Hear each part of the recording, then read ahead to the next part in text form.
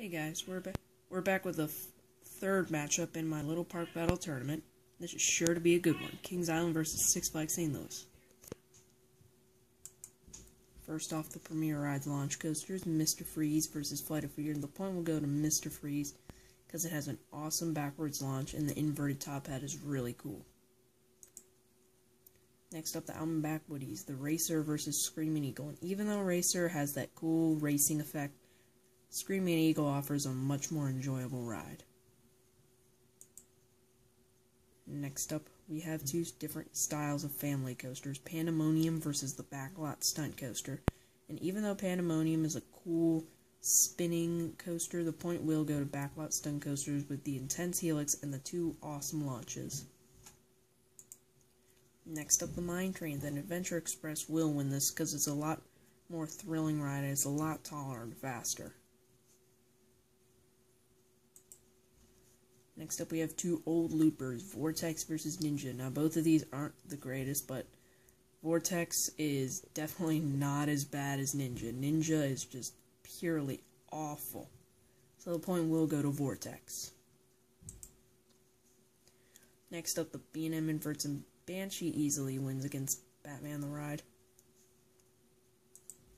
Next up, this is a fairly odd match, but both coasters are about the same height and speed.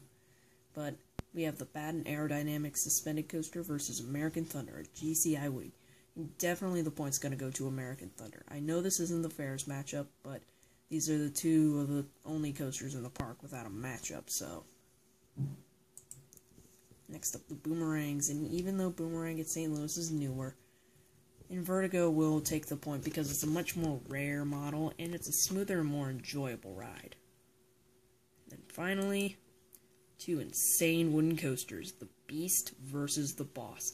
This is really tough. Both are amazing wooden coasters, and both are just fantastic. Both, in my opinion, definitely make top 15, if not top 10 best woodies in America.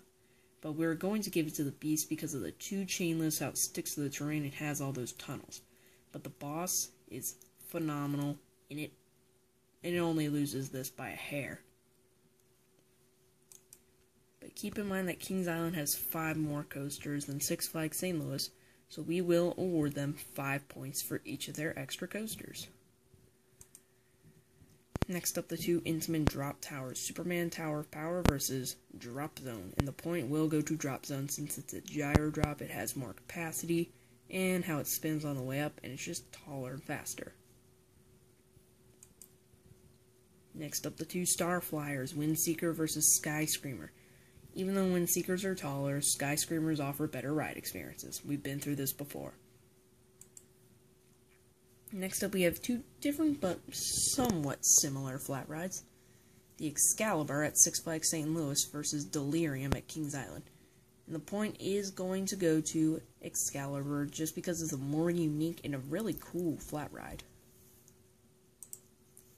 Six Flags St. Louis has 2 more flat rides than Kings Island, so we'll award them an extra point, half a point for each of their flat rides.